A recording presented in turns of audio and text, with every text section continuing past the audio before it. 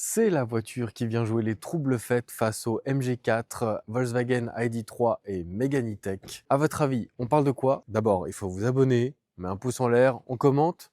C'est bon? Toi? Allez, générique.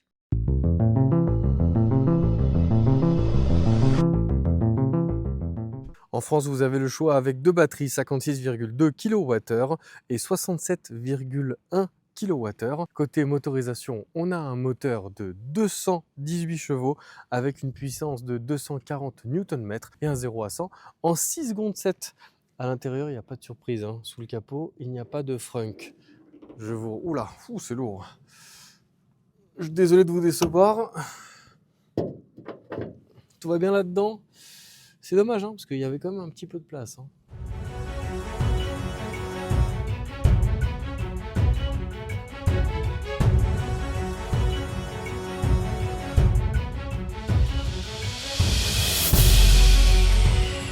Côté dimension, on a une longueur de 4,43 m, 1,88 m de largeur et une hauteur de 1,52 m.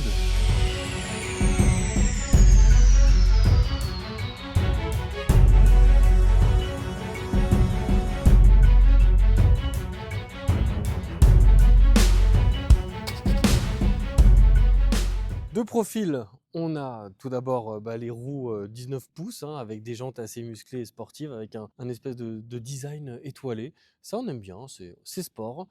2,25 de large, ah ouais, ça promet, hein. On retrouve le capteur Leapmotor qu'on a aussi sur la C10. On continue ici, alors juste une petite technique, hein, c'est pour ouvrir la voiture, c'est via la clé numérique en NFC. Vous la scannez ici et le tour est joué. Ici, vous avez des baguettes en noir laqué et surtout quelque chose de remarquable, hein, au-delà de l'ouverture avec les poignées affleurantes, vous n'avez pas de cadre sur les portes avant, mais également sur les portes arrière. C'est design, c'est stylé. Et puis, on remarquera aussi l'absence de ces caches au-dessus des passages de roues qui avaient plutôt tendance à surélever la voiture et qui étaient inesthétiques à souhait. Là, on reste dans une sobriété. C'est bien fait, c'est bien fini, on aime bien.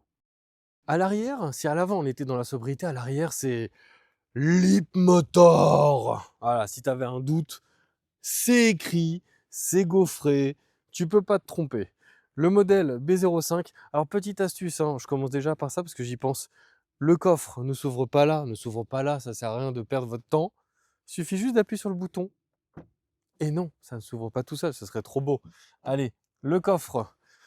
Vous avez la capacité du coffre qui est affichée ici. Vous avez de quoi ranger pas mal d'affaires, hein. Il y a de la place, regardez, c'est propre, c'est stylé. Il y a même un fond de coffre pour y ranger quelques outils, quelques trucs sympas. Et un caisson de basse ici.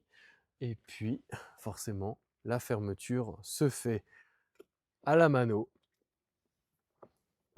À l'arrière, il y a, donc grâce à cette espèce de spoiler arrière, on va dire un renforcement de la sportivité. Pareil, on a cette sensation, ça penche, ça vous emmène ici et vous avez un bandeau lumineux là qui fait la jointure avec toujours la même signature lumineuse qui me fait penser à un drapeau damier, l'univers de la course. Et à l'arrière, moi, je vois, j'hésite hein, entre Porsche Macan ou Taycan, mais vraiment là, c'est du sport, c'est bien gonflé, c'est bien joufflu. On a aussi la proéminence des diffuseurs à l'arrière. Ouais, on est bien dans l'univers du sport.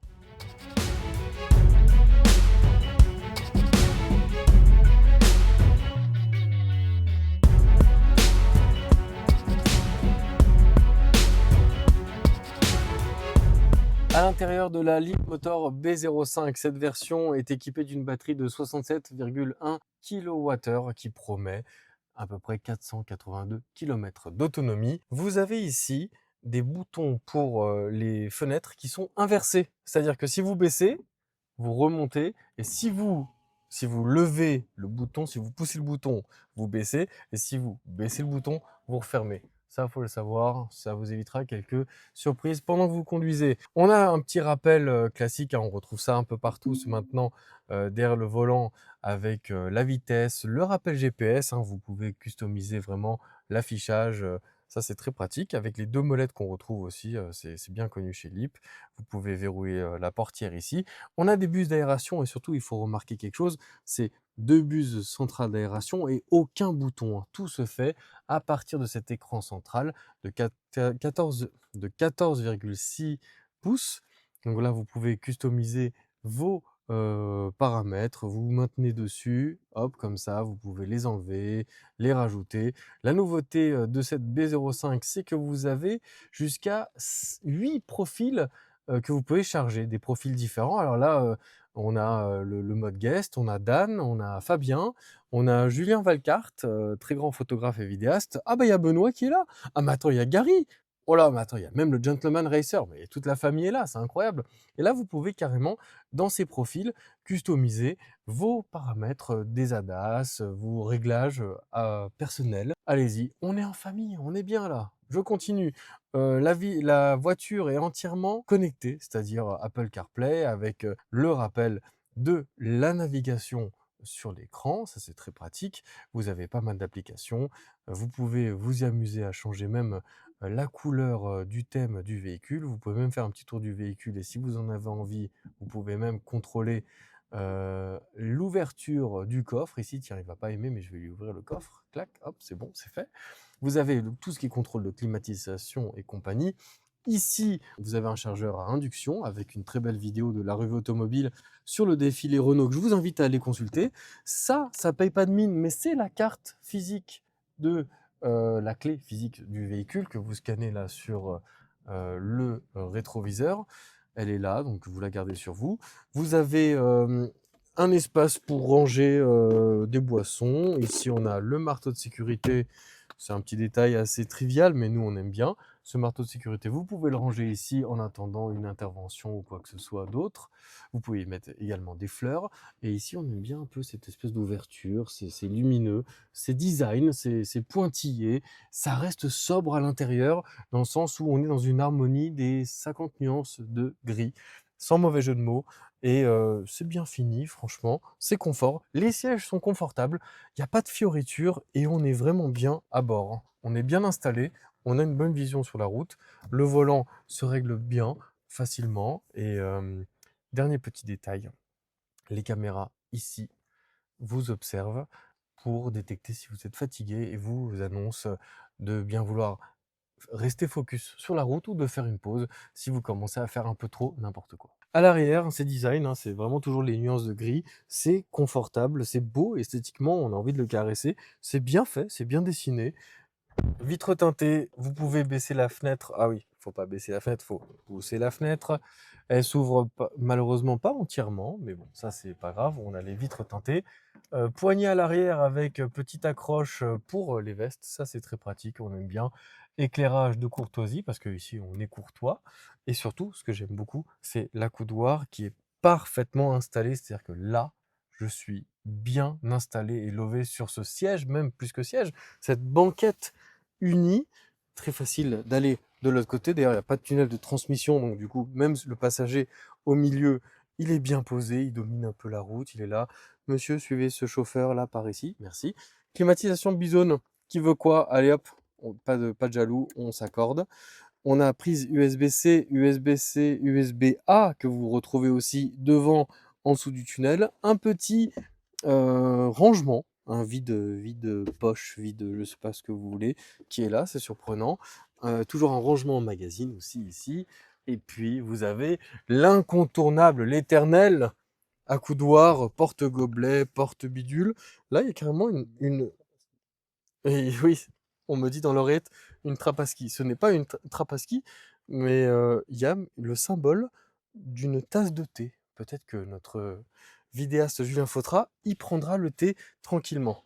Bon allez, moi j'y vais, c'est parti, on y va.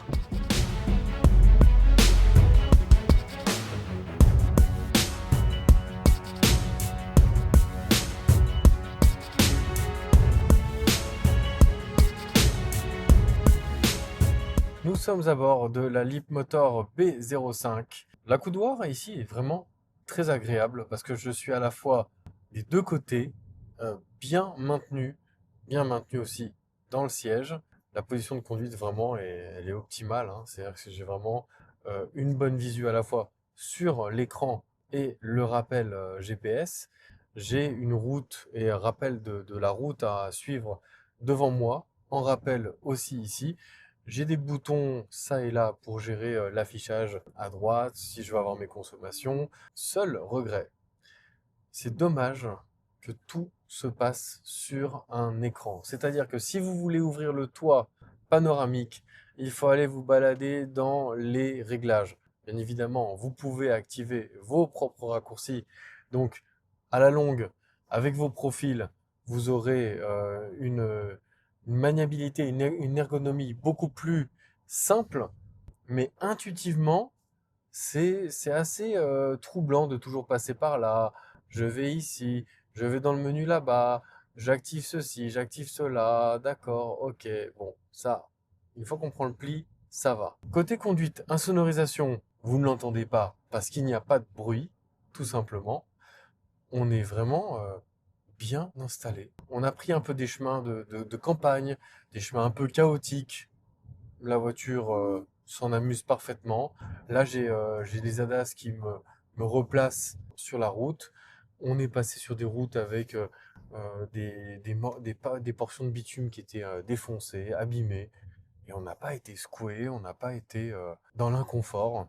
Et puis, ouais, forcément, là, on est en ville. Il n'y a quasiment aucun bruit. La voiture se conduit vraiment très agréablement. Alors on a un mode launch control, on ne le fera pas, hein, mais on peut faire un 0 à 100 en 6 secondes 7. On ne pourra pas le faire ici parce que c'est limité à 30. La direction est vraiment précise. La voiture fait vraiment, elle obéit au doigt et à l'œil. Si je freine, il y a du répondant, elle est là. Le freinage peut être également à la fois doux et l'accélération, comme vous pouvez le voir, hein, là c'est full patate. Si je veux m'insérer, si je veux accélérer, aucun problème là-dessus. Et c'est vraiment un peu le contraste avec l'extérieur, l'image très sportive du véhicule, mais à la fois, à l'intérieur, quelque chose d'assez véhicule de famille, quelque chose de très sobre, posé, et on n'est pas là pour conduire comme un kéké.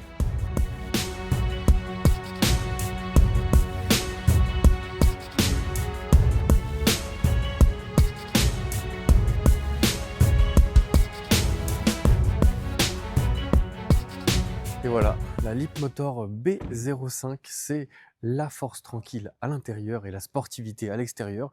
Seul petit bémol, son reproche que je lui ferais, c'est son nom robotisé, B05. Un nom un peu plus personnalisé, plus humanisé, aurait été le bienvenu. À partir de 25 400 €, à ce prix-là, vous en mettez pas deux, vous en mettez 3, une pour moi aussi. Vous retrouvez les photos de Julien Fautra, l'article dans son intégralité sur le site de la revue automobile. Vous restez bien connectés parce que ce n'est pas fini. Il y a plein d'autres vidéos à découvrir, plein d'autres essais et de reportages sur la chaîne de la revue automobile. Allez, ça continue.